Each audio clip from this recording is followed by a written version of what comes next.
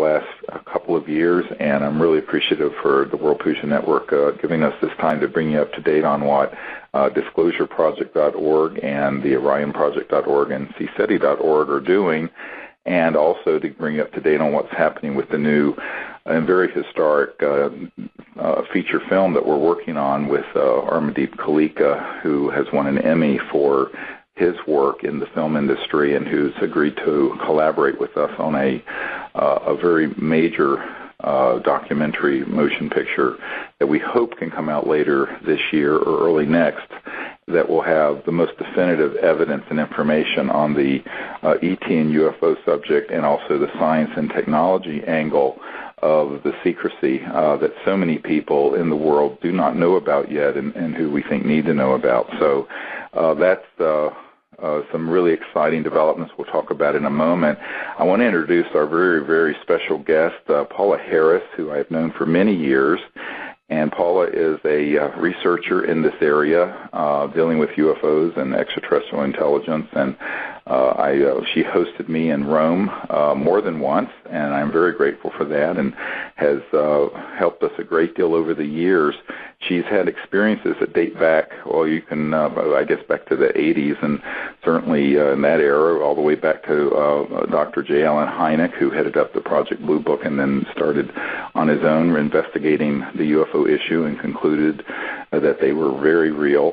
And she's done amazing work going all over the world, meeting with military and other figures and interviewing them. And she's going to be working with our film, which you can see more about at sirius.neverendinglight.com, that help us as sort of an associate producer to gather together more of the best evidence and interviews and contacts that can appear in this movie. And so I'm really excited to welcome Paula Harris to the show today. Thank you, Paula. Thank you, Stephen. It's a pleasure to be here with you. Well, tell us a little more about your background and historically how you've been involved in the subject over the years, because it goes back for such a long time. Well, yeah, it was an emotional connection, Stephen. I saw Close Encounters of the Third Kind and had an emotional reaction to it. At the time, I was an English teacher teaching science fiction, actually, and honors literature. And I saw this film, and I saw that Allen Hynek was the consultant with Spielberg, and coincidence, because my life is filled with coincidences,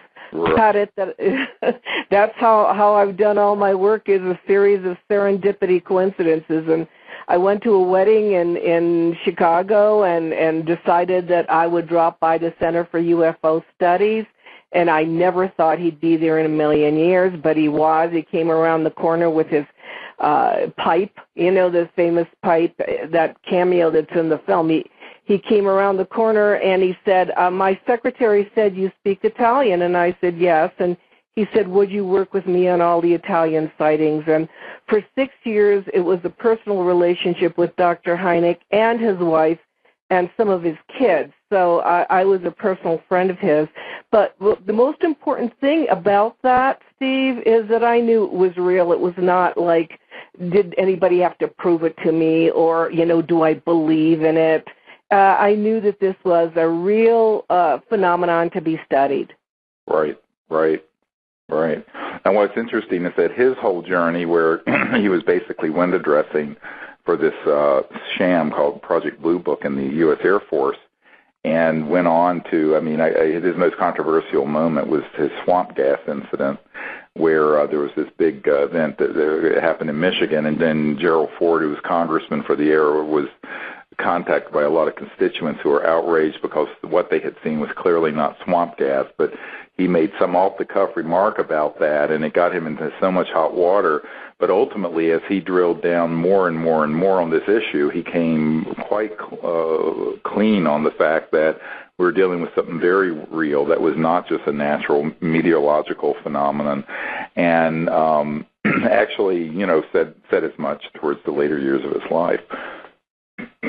Yeah, he did. And the thing that I was surprised about him was that he was heavily into meditation, and he was heavily into spirituality. To see a scientist do that and also do research. So what he did, he said to me also, he said, Paula, when we're looking at this, never throw out the paranormal, what you consider paranormal. He said, it isn't all nuts and bolts. He said, we're dealing with a very complex situation here. He said, because we live in a dimensional world, and I know, Stephen, you believe in that too, the dimensionality, the time-space, the whole thing, it's all part of it. And you cannot just eliminate it by taking advantage of sightings and that's it, and doing the radar reports and that's it. This is much more complex than that. Well, it's because we live in a multiverse that is transdimensional, and every thinking scientist knows it, and it's not a belief system. There's actually excellent science that's been done on non-locality of awareness, non-locality of consciousness, the work of people like Rupert Sheldrake at Oxford and Dr. John at the Princeton Engineering Anomalies Research Lab and others that I've worked with.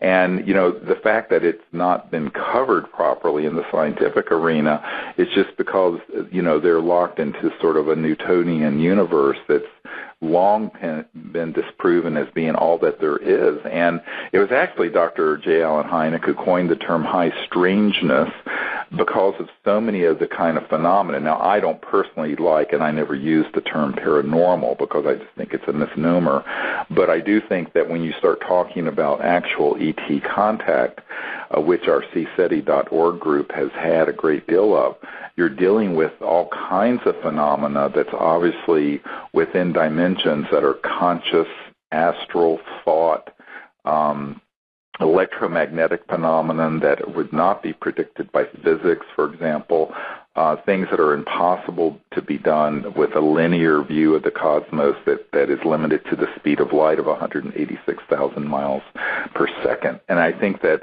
all the scientists that I know that are worth a grain of salt who've looked at this realize that that's what we're dealing with. But, it's not as mysterious as people would hold it out to be. It's just that the science and research that's been done on things like the conscious quantum hologram, that is the universe, has simply not been pushed to the forefront of science and the mass media the way it should be, and that we're basically 50 years behind the times. A lot of people think that what we're doing is so futuristic, and I'm going, actually it's not. It's been understood since Walter Russell was tutoring Nikola Tesla on the Universal One and the whole transdimensional nature of reality in the cosmos and the conscious universe, which was over 100 years ago.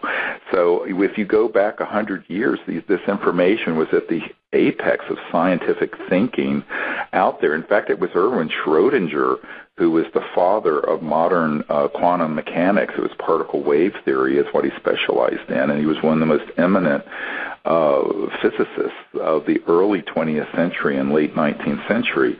And he's the one who said that the total number of minds in the universe is one. That is, it is a singularity, and that, in fact, conscious awareness is a single state that is then refracting and reflecting within each individual.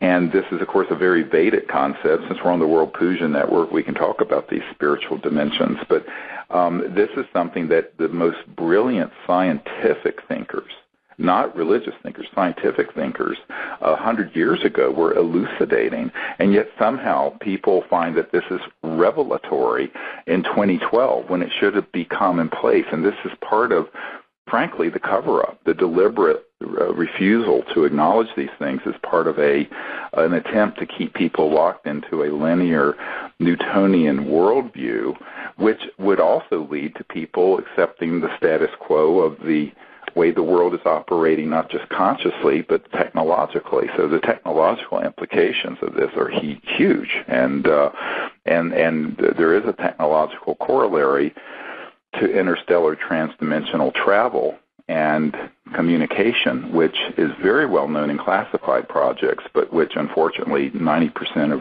UFO studies, people in that era that really don't ever look at.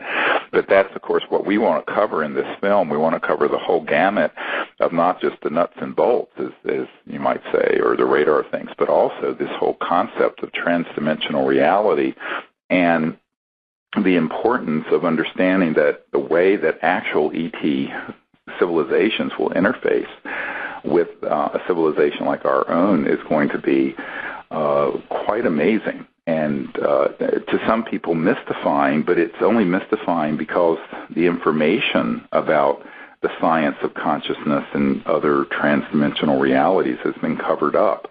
And I think it's so important that we put this whole package together in a way that can be understood by millions of people. And that's what is I mean, it's a rather ambitious undertaking, what we're doing with this film, but we feel it's so essential because we have got to catch the world up to what at least we should have known in 1908. Well, down deep, I think everybody knows the truth, and I think down deep on some level they'll be able to resonate with what you'll put forth in the film, because the truth is just one. I mean, when you go ahead and show it to people, and we live in a very visual society, image society, so right. When you go ahead and do this, Stephen, it will be totally amazing. And my role is really just to do the international part. I mean, I can honestly tell you came to see me in Italy. You were, at my place near Ponte Milvio and so forth. It was a lot easier for me to work over there. It was a lot easier because it was more accepted, because they had a sense of history, because, you could discuss this kind of topic without all the retail stuff behind it, without the ridicule behind it, with all the marketing behind it. And so it's been very difficult for me, Stephen, to work here on this side of the ocean. But I guess my role is to bring together all the people that I know that, and a lot of the contacts I had there, mostly military pilots, credible people, in order to make the film richer. And I want to stress that, often people don't understand this is a planetary phenomenon. It happens in every country of the world. That's right. It's not just the U.S. or Canada or even Western Europe. I mean, there's one of the things that Paula will be helping us with would be reaching out to people, for example, in South America, where, Paula and I were just at a conference in Arizona a couple of months ago where there was a Chilean general showing footage of a broad daylight at an air show for their Air Force, where there was a craft that appeared and disappeared and was moving in a way that was just amazing. And what's happening in Latin America is that a lot of these countries, Paraguay, Uruguay, Brazil, Chile, and other countries are opening up their military archives, and you have military officers coming forward with this. And of course, Mexico did the same thing with footage from the Mexican Air Force. And so what you find is that there's much more receptivity of being honest about this issue in other countries than there is in the United States. Yeah, I think that it also, there's a lot more. Maybe there are a lot more sightings there because the people's hearts are open. I mean, this also resonates with the heart chakra. I mean, it's a different kind of situation in South America and Mexico and so forth. And people are always asking, how come they get such great footage? Well, obviously the receptivity is better in other places rather than here. And that's sad in a lot of ways because... Well, I think there's actually I think there are plenty of pure-hearted people here. What we have found, however, because I've been leading contact expeditions since 1990, so it's 22 years now, and what I have found is that even though there is a globally positioned satellite warfare system that's been up since 1965, the concentration of military reconnaissance and firepower that is over the United States and parts of Western Europe is so impressive that when we have had craft, for example, at Mount Shasta that have fully materialized and begun floating towards us, they have been fired upon by aircraft that are in orbit that fire electromagnetic pulse weapons that has been witnessed by 40 people. This is something that through testimony and evidence can be proven. In Arizona, after I saw you, we went out to Tonto National Forest and we had this amazing contact where literally the sky opened up and this blue-white celestial type craft appeared and put the whole group in this blue light.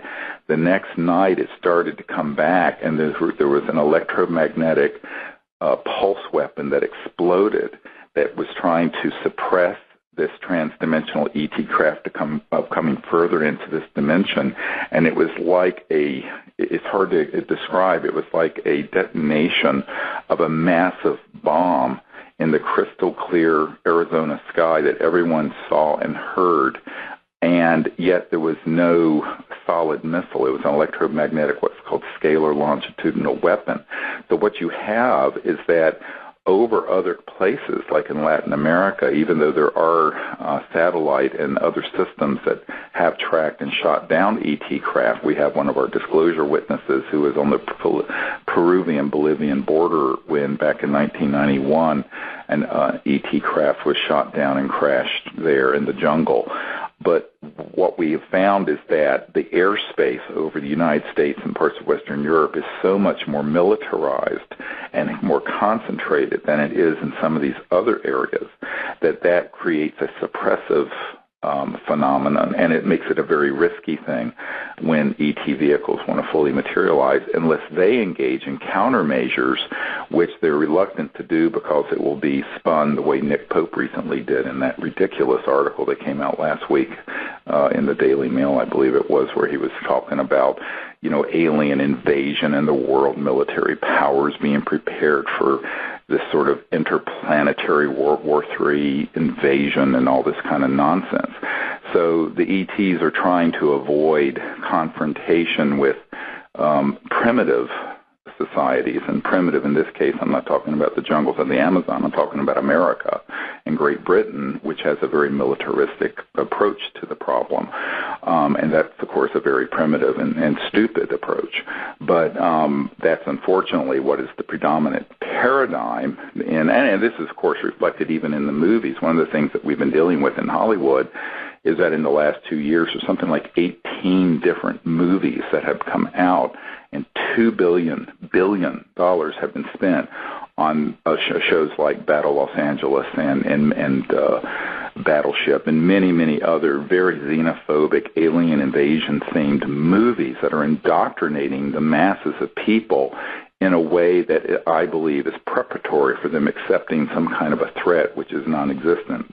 And I think that this non-existent threat is the way that the military-industrial complex wants to keep their multi-trillion-dollar hegemony running.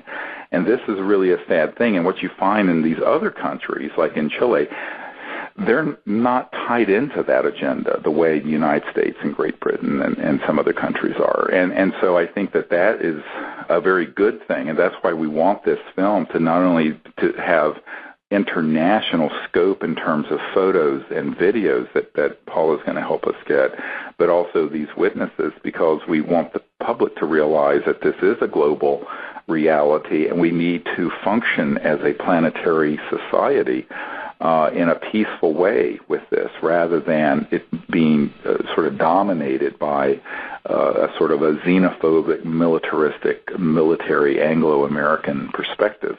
And this is something that I think can best happen through a film that will feature not only a global perspective, but also reach people throughout the world. So our intent is that this would be a global release. In fact, I just got back from L.A. and we were meeting with some folks who are actors and producers in Hollywood who are very excited about this project. And we were talking about, having the international rights and broadcast for this secured as soon as possible, so that even if people attempt to block it from being seen in the United States, it would be seen very prominently in Latin America and throughout Europe and China. India, for example, has a huge interest in this. Japan, Korea. We've had people who are on our team who have wonderful network connections in those countries where we want this film to be a global release that really addresses this in a way that has a global perspective. And do you think, what I like about you is you have such faith that humanity, that the people will come forth if they're properly educated, if they're properly called forth to do something. So do you think that this will happen, that enough people who are touched will help with this?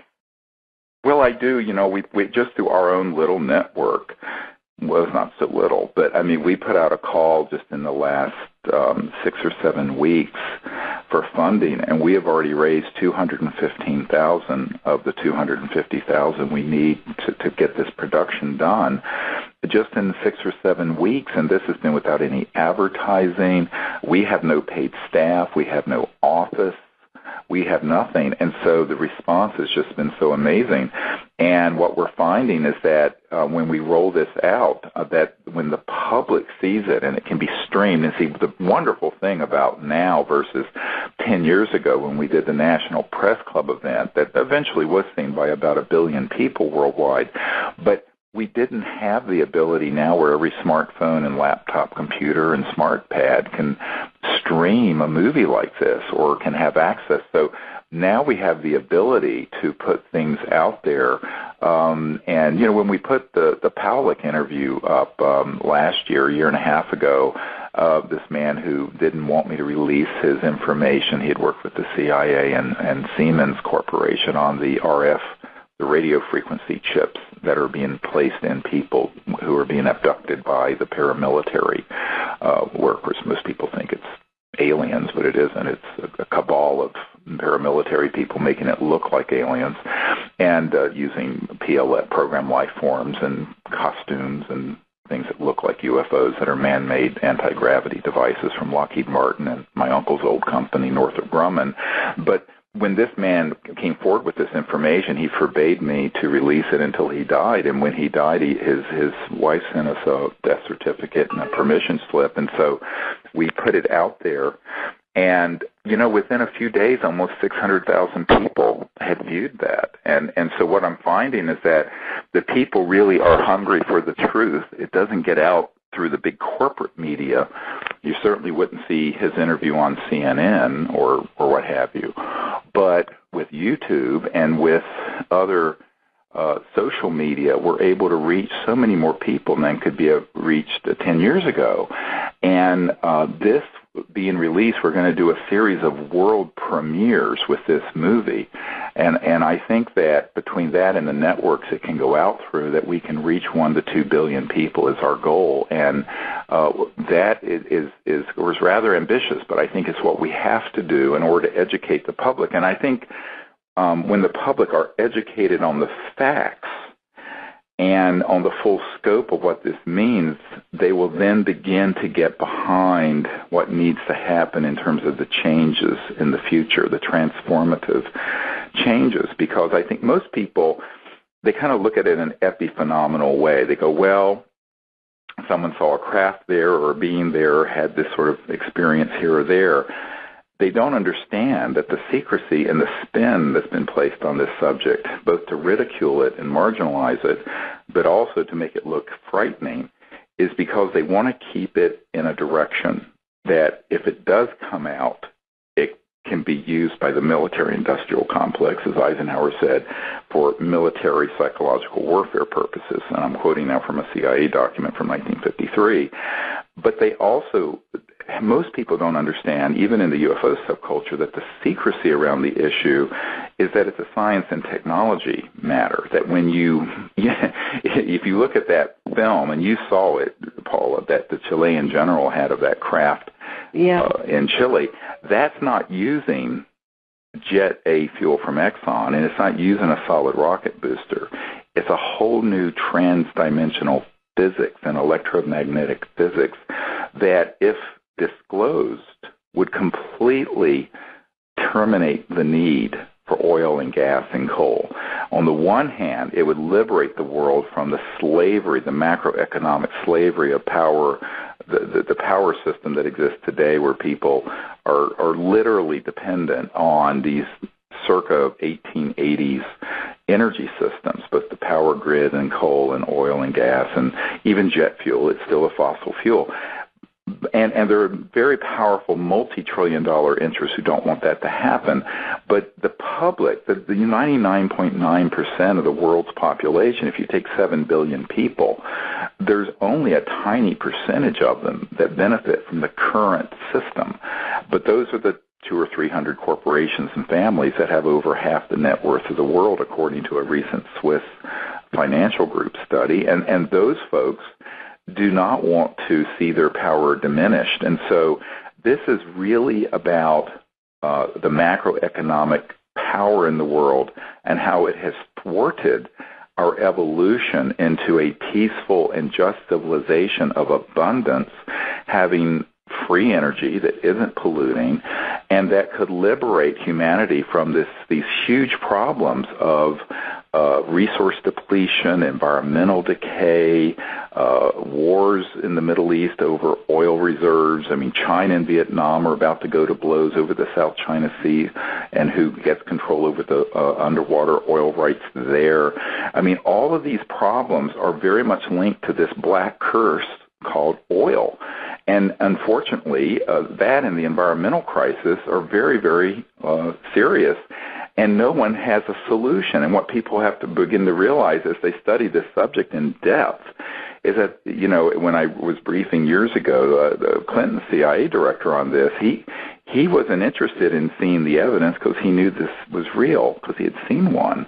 He said, why is this being kept secret? And why are they lying to Bill Clinton and me about the programs dealing with this? And I had to tell him, look, you know, if folks like you who would like to see this come out knew about it, and it did come out, and it was acknowledged as real by the powers that be in the government, that would create a situation where the entire global macroeconomic system would be transformed away from a handful of people controlling the whole world to the people controlling their own destinies at the village and local level.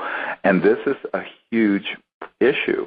And so the environmental and macroeconomic and technology part of this never gets talked about in any depth. And so that's the other thing we're going to be dealing with, is we're going to have people who have been involved in the science and technology end of these issues, who can speak to the science in a way the lay public will understand, so that people can grasp the idea that the ridicule and secrecy around this issue is only it exists because there is a very powerful consequence to it being released. And that's why usually, whether it's the president or other senior people in our government or other world governments that I've met with, they often are told little or nothing about the issue. And it's the corporate and mid-level people who are part of a unacknowledged special access project, is what it's called, a very highly compartmented project that deals with it. And so people go around chasing the phenomenon. The real secrecy that people have got to understand is driven by these geopolitical macroeconomic issues from a very elite group of folks who simply do not want the truth to be known, because it's not just going to have an effect on, you know, people thinking, oh, we're not alone in the universe, which in and of itself is a big story.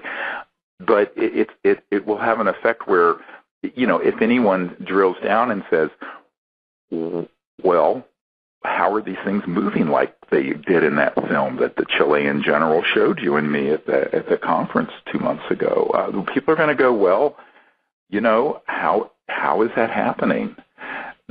There are people who do understand the physics of that, and we're working with them, and they understand the anti-gravity and electromagnetic systems and the high-voltage trans-dimensional or interdimensional ways that these UFOs are moving. And when that is elucidated and begins to be acknowledged seriously, people are going to say, well, gee, why don't we use that instead of oil? And the public, see, the masses will demand this change. It isn't, the chances of this coming from the elites in Washington or London or Rome, from the president or the big corporate, is very, very, very unlikely. I've said this for 20 years. Disclosure Project was always about educating the masses as well as our leaders who don't know about this issue and doing it properly. But ultimately the change is going to be, as you put it, from the people who I do have faith in, because the masses of the people of the world are not these corrupt kleptocrats who are petro-fascists trying to keep the world under their control. 99.9% of the world have no interest in that, and they just want to live a peaceful and prosperous life and not leave the world in worse condition than we found it, and go forward in a state of evolution and what have you. I think it's only a handful of sociopaths who have this perspective of such domination and control that they would run amok of an entire planet, destroy the biosphere, and keep most of the world impoverished in order for themselves to stay in control. And that is something that will have to be explained very, very clearly in this film. Otherwise, the secrecy makes no sense. You can't say the secrecy exists without explaining why it exists. And when you explain why it exists, then the people are going to understand, oh my God, this is not just about, little green or gray or purple beings. This is about us. This is about the future of the human race. Well, on a personal level, first of all, you articulated so well. I mean, I admire you so much because you articulate what the story is. Because so many of my colleagues, when asked that question about the secrecy, start using the panic button, the panic mode, and I'm going, no, that's not what it is. If I hadn't met Colonel Philip Corstone, if I hadn't spent 2 years with him, I would not have digested the idea of the reverse engineering, the idea of using this technology that has been occulted for so long. I would, on a personal level, if I hadn't met him and he hadn't told me what he did in research and development when he was at the Pentagon, and how these artifacts could have benefited mankind, but the first thought was for the competitive edge of the Army. The thinking is all wrong. The thinking was totally all wrong, and this planet is really messed up as far as the thinking being for the people of the planet. So right. I talk about this constantly because for me it's logical. I don't think we're in panic mode or it would be War of the Worlds or anything unless we were brainwashed. Well, and that's the problem with things like that just came out in this London paper last weekend, and the 18 movies that have come out of Hollywood, is that there is a brainwashing attempt. And I know a lot of the top, very top people in Hollywood who are not allowed to make this story. People have said, why are you crowdfunding from the public to fund? When every movie being done in Hollywood now is $100 to $200 million, they drop millions of dollars like nothing on just rubbish. I said, because the people who are funding that in these big studios will not reveal the truth about this issue. They will make rubbish that scares the hell out of people, like Battle Los Angeles, but they will not tell this story. And I've tried, and I have met with the top. When I say the top, if you Google the top 5 producer-directors in the history of the film industry, I've met with them. And what you find is that they'll be stopped before they can make this happen. So this is why Armadeep Kalika, Never Ending Light, and his company, and Disclosure Project have teamed up to do this, because we realize that it has to be an independent film. It has to be something where it isn't corrupted by the corporate culture and by big money that ultimately corrupts it. And that is the magic of what we've done. And I have to just say, I want to thank everyone for their enormous support and outpouring of support in the last 6 or 7 weeks, where we've been able to raise $215,000 just from our own networking efforts. And we're well onto our goal of raising $250,000. Now, $250,000 for a feature film is very, very lean budget, and it's only happening because people like Paula and myself and Dr. Bravo and Dr. Loader and Tony Craddock, who does all the new energy work, and we have a dozen people who are sort of senior producers on this film working for free virtually. So what you find is that we're bringing to the project millions and millions of dollars in 20 or 30 years of research. But the thing is that if we said, we're going to hold out until we have a $5 or $50 million or $100 million budget to do the kind of thing that's done every day in Hollywood on these kind of trashy movies, we would be waiting until all of us are dead, because the reality is that the big studio and corporate world won't touch the true story. And that's why it has to be done by we the people. And that's why I've said to people, we're not only the producers, all of us, not just me and Paula and Armady Kalika and others, but everyone who's contributing are producers, and everyone will be the distributor, so that when this movie comes out, they can rent their high school auditorium and get the word out and show it to 500 people in every community in the world. It has to be this kind of grassroots effort in order for it to happen, because the large corporate world will absolutely stop this at every stage. And I say this not from any kind of conspiracy theory. It's from having been at meetings with the senior executive producers for ABC News and CNN and people at Disney and at Fox and all these other big, and they'll say, oh, this is so great, and they run it up the flagpole and it gets shot down. And they'll say, oh, no, we can only do a fictional thing, or we can only do something that would scare the hell out of the public. We cannot do something like this. So people have often asked, why did I form my own company to get the books out there? If you go and look at them on Amazon, we have 4 books, Disclosure and, my autobiography. And I said, because when this went to HarperCollins and other big book publishers, when they saw what was in it, they said, oh, no, we can't publish this. So the truth, if I were to say I was, abducted and raped by an ET, I could get a $500,000 advance and it'd be published by HarperCollins. But if you're putting out the truth, you can't get nothing. That's just the way it is. I'm just telling people blunt, frankly, as an ER doc, I just talk very directly. You cannot get anything. And in Hollywood, it's like that in spades. So this, we discovered, it would have been very hard to do this 5 years ago. Now it can be done. Not only can it be done through this crowdfunding mechanism that's gotten created, but through the independent world of film distribution. It's gotten more and more decentralized, and the Internet has allowed this to happen in a way that wasn't possible 5 or 10 years ago. So now we're at a point where we can actually do something like this without these choke points of the big corporate media stopping it, and that's what's really exciting. Yeah, I think it is. And also, I was going to ask you, do you feel in any way this is ET-driven? Is it time for us to change our worldview? Is it almost, did we come to the wire here? And have we, grown up to the point where if people were properly educated, we would change this worldview? Yes, I think that, the experiences I've had in the last year clearly indicate the timeline is a short one, and we need to make these changes. And that my own feeling about it is that,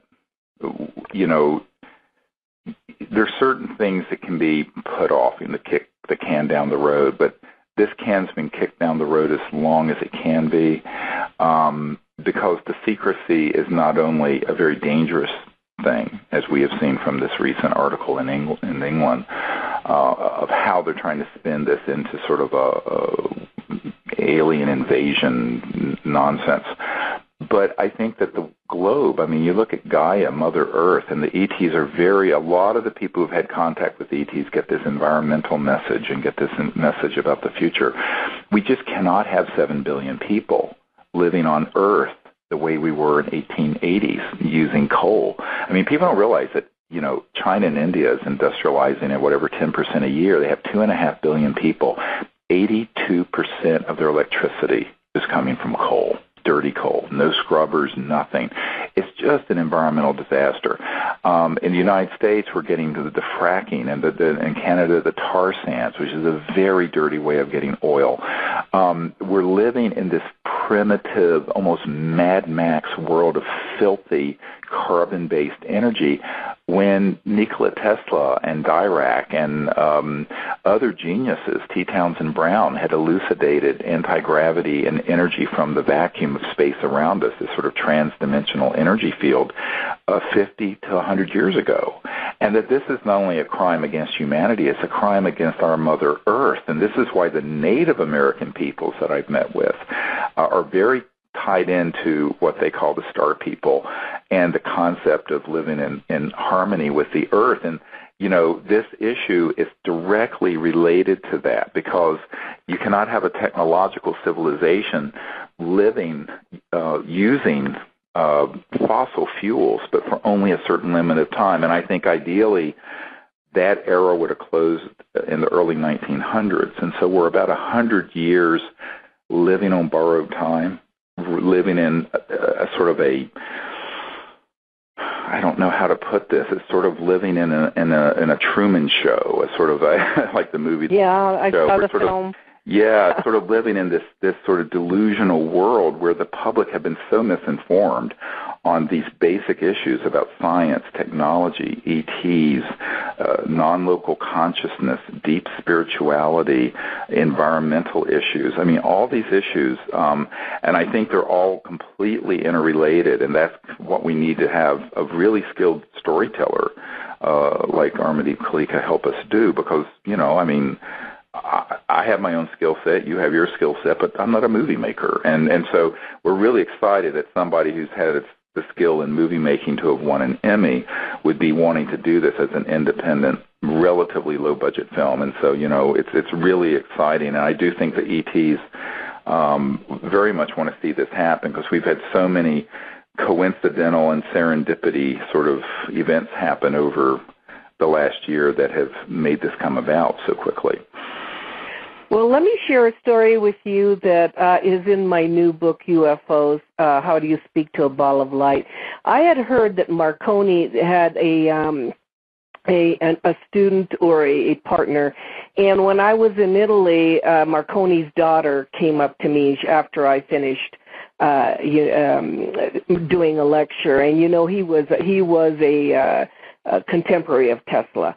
And so I did go to Imola, the city in northern Italy where this man was. He was now 93 years old. And I walked into his studio or his workshop, and I looked at the walls, and there were these beautiful portraits of what I thought were people from India. They had light around them. They had beautiful robes. And I said to him, "Oh, you've been to India. What beautiful portraits." And he turned around to me and he said, "No," he said, "those people are not from India. They are the star people," he said, "and Marconi and I met them." And I said, "You met, were they, I said, flesh and blood people?" He said, "Yes, they were," he said, and they helped us with a lot of our inventions at the time. And he said, "And I want to show you one." And he showed me how he had harnessed the sun, this machine that actually dissipated clouds. And he explained to me that they had warned him, and they had warned Marconi, that unless we did something more natural with our resources, and this man was using the sun for energy, that the Earth was in trouble. Now, after that, I began doing some research, Stephen, and I found out that the Vatican was who sponsored Marconi in a lot of his experiments. And so then I realized that all good, intentions sometimes have to be subsidized, and that's where that went. But I was in total shock, and the story of Pierluigi Ghina is in my new book, with his picture, with some of his inventions, and I was just blown out of the water.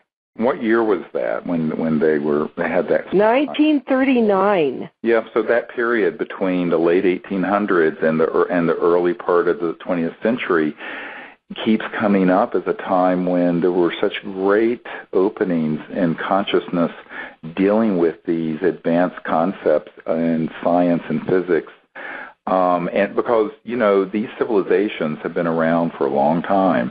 And, I was part of the Ancient Alien series on the History Channel, and as you look at some of that, it's clear that, whether it's the Vimanas in the Vedic literature or the Nazca lines or Machu Picchu or what have you, there has been contact, and so we've been part of a cosmic society for thousands and maybe many thousands of years. But the modern era, where you go from, sort of a caveman existence or primitive agrarian society to a technological one, it's a big jump forward where you cannot continue to live with billions of people based on, smoke and burning things as an energy source. And so, these brilliant minds that came to this planet during that period and whose discoveries have been suppressed is a real story that has to be part of this movie because it ties in directly to the whole ET contact phenomenon and the message that they would like to see us move to this next level of civilization to become part of an interplanetary society. And that, in the next few hundred years, I predict every planet in the cosmos will be united in an interplanetary society. And that's quick. I mean, that's, in less than 1,000 years. So I think that in order for that to happen, however, there are some fundamental changes that have to occur on this planet, which most people passively think that somehow it's going to be from the top down, like trickle-down change. It doesn't. It happens from the people up. And so, I've said for about 20 years, if the people will lead, the leaders will follow. That basically it's the people who have to lead the charge in this. And so the responsibility ultimately is with the people. And most of the time people say, oh, well, when is Obama going to do this? And I said, no, you don't get it. We have to do it. And then it will become an inevitability. And when it becomes an inevitability, then and only then do the power elite step in and say, oh, yes, of course. So I think that, leadership really needs to come from the people, and particularly on something like this, because you're dealing with such a transformation in the power of the world. Because if you look at how the world runs, the petrodollar system, the macroeconomic system, it's so tied in to the science and technology end of the secrecy of the subject. And that's something that most people do not think about when they think of the UFO subject. They just think of, they think of abductions and aliens and sort of frivolity, frankly, and it's sort of a fantasy-prone subject. They don't realize really what's behind it. And so we need to pull that forward into the forefront so people understand what it's really about. And I think that kind of interview you're talking about is very, very important because it shows that there's this historical level of contact. And by the way, Walter Russell, whose Swannanoa Institute was literally 10 minutes from where I'm sitting right now at my farm in Virginia, was mentoring Tesla about contact with people from the stars and these higher states of consciousness. And he wrote the book, The Universal One. And Tesla was very inspired by this and reportedly also had contact experiences. And so many of the great minds and inventions, there is this interface that occurred. Unfortunately, ruthless people who were sociopathic and greedy kept suppressing it. And we actually have uncovered a document from the Department of Defense of the United States demanding that the FBI turn over the stolen papers of Nikola Tesla that the FBI seized the day that he died. And so for years it had been rumored that these papers did exist and were stolen by the FBI, and now we have a document that's a smoking gun that proves it. Well, Nikola Tesla did have some kind of workshop in Colorado Springs. One of the reasons here in Colorado was because of our weather. In other words, he was using lightning, and he had a special tower. Well, the Italians that have studied Tesla, and by the way, Tesla came from Croatia, so if people would study his background, they know that he was very connected with the ET situation. Right. But the Italians that came to visit me wanted to see the Tesla laboratory, so we went to Colorado Springs, and there is not one sign of Nikola Tesla ever having been there. The people... It's incredible, completely sanitized, because we went to the tourism board, we went to the city hall, we went everywhere to try to find out where that tower had been, where he was working. And they not only didn't know who he was, which really shocked me, but they couldn't tell us anything. Right. And this is history. If for no other reason, Stephen, it's history. Sure. It's part of our American history. It's part of our history that they would sanitize Colorado. Of course, I don't have to mention what's at Colorado Springs, but, it's right. So the thing is... Cheyenne Mountain. Right. Well, the problem is that, we also had an incredible scientist that was working on free energy there. And, right. And there's no sign of that. If anybody was doing a thesis in the university, they couldn't even get research from there.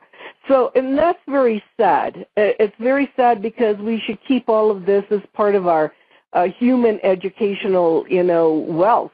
And more importantly, the world and the people of the world desperately need these scientific innovations, because there's all these hundreds of billions of dollars being spent by the Department of Energy on so-called alternative energies, and there's, $1 trillion a year going to trying to abate global warming and fossil fuel effects and all this stuff. And yet, we have assembled brilliant scientists and have been only trying to raise $5 or $6 million to open a research lab so that the work of Nikola Tesla and other people and a lot of the secret documents, we have a disk with thousands of pages of secret documents and patents on it that we've acquired where we could mail.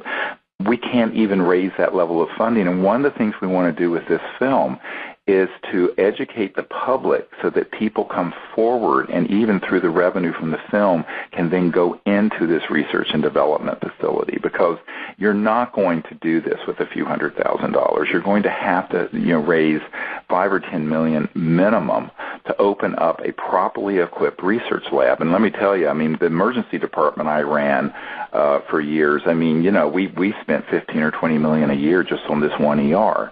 So, you cannot, when you're doing basic science research trying to bring out something like this, you've got to have some serious research and development funds. The people who've done it by themselves and stumbled across this, and there have been thousands of people who have, they keep getting their inventions sequestered. We a year and a half ago, the Federation of American Scientists released a study, and this is a mainstream group in Washington, and Stephen Aftergood with their National Security Project have found that there were 5,135 patents that had been stolen and had national security orders placed on them suppressing patents using the National Security Act, and some of them were just ridiculous. One of the ones he found was 40 years ago that someone had a solar generator that was more than 20% efficient, which is more than anything available in the market today, and it was seized, even though there was no weapon value to it, because it would have competed with the coal and gas industry in 1971.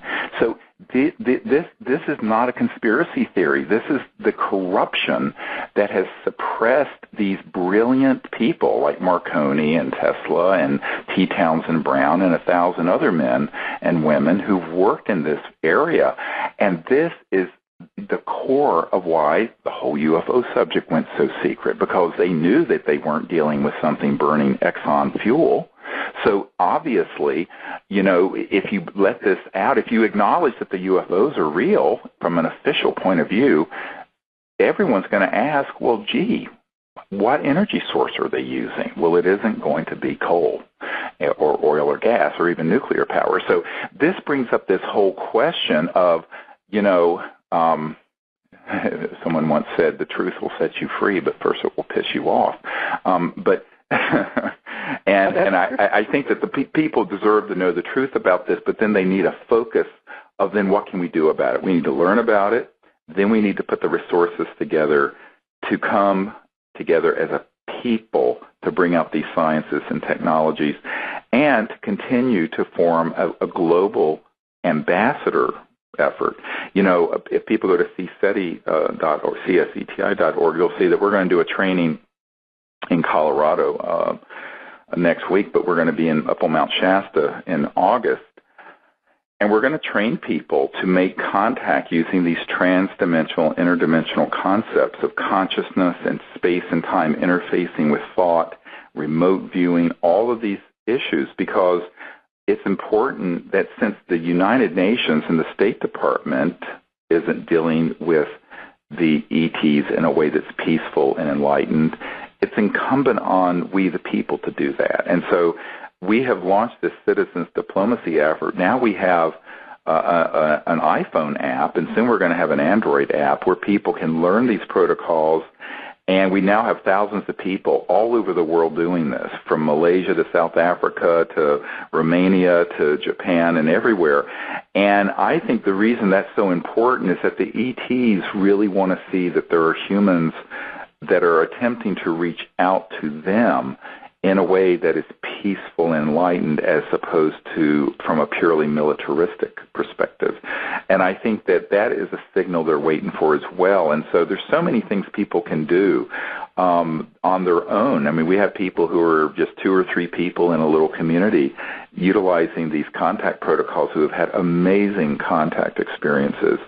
And I think that the reason for that is that the ETs are very much wanting to interface with humans, but within the correct paradigm of understanding, an interdimensional, higher conscious, spiritually, not religious, but spiritually minded manner that doesn't, keep this whole issue in a linear Newtonian box, but also isn't approaching it from the fear and panic and military perspective that has dominated this field for so many decades.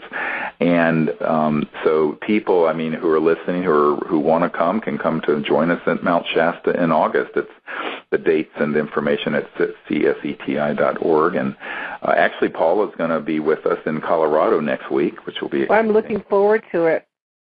Yeah. No, it's going to be great. And the thing is that you're very right. It's the people that will have this kind of contact, and it's about time. I think that change can come, and I'm a real believer that it's ground roots. And I'm hoping that the consciousness and the conscience of the people that lead this planet, and think about generations and generations and their children's children's children, will change the way that they do business. Yes, exactly. That's what we need. And I think that the morphogenic field that Rupert Sheldrake talks about, where the more people begin to do something that is evolutionary or to coming together as a group of people, it potentiates that future. It brings that, good future into manifestation. And that's really important. And so I think too often we've been convinced, because we tend to be passive in front of our computers and televisions, that, just to not do anything. And I think that people need to realize that we can come together and bring the truth out through this film. We can come together and bring these science and technologies out. We can come together and be the ambassadors from the children of Earth to these other star systems. We can do that. We don't have to wait for Hillary Clinton and Barack Obama or Putin or the UN Secretary General to give us permission. We just need to do it. And I think that's been the message I've gotten since I founded CSETI and the Disclosure Project in 1990. And what I found is that people really are ready for that. People really are ready to step into that light and into that action and self-empowerment. And that's the only way change really happens, if you think about it, in the history of the human race. It is how it happens. The American Revolution didn't happen because King George wanted it to happen. No. There were a bunch of ragtag people and others who got together, and including my mother's ancestors, and said, we're going to fight for liberty and freedom and a new civilization here in America. So, every change that's happened, not that it has to be armed, it can be peaceful, but it has to happen by people coming together, and that's why it's so important for people to do that. And not only the CE5 contact protocols, but this film that we're working on really is. The people are funding it, and as I've said, the people are going to end up being the distributors and the people who are going to be running their own little film projectors in high school auditoria around the world. I see this as being a very grassroots effort, and I think that's the best way for it to happen, really. No, I agree with you 100%, and thank you for taking it on. Oh, well, as we say, someone's got to do it, and so thank you for helping. One of the things, I think one of the more detail, Apollo's has such fantastic, really, I think better than I have, contacts with various research people and groups involved with this subject for 30 years all around the world, that, that's why I reached out to Paula Harris to help us identify the best photographs, videotapes, other foreign military and witnesses through different networks around the world. First of all, I'm too busy running this whole thing, but Paula has such sterling contacts all over the world and has collected so many great contacts and networked for decades doing this, and that's why it's so important and I'm very grateful that Paul has agreed to help us with that, because it's a huge undertaking, and we're doing this, as everyone knows, on a very, very limited budget, but thankfully Paul has been willing to help us with it, and over the next couple months we're going to march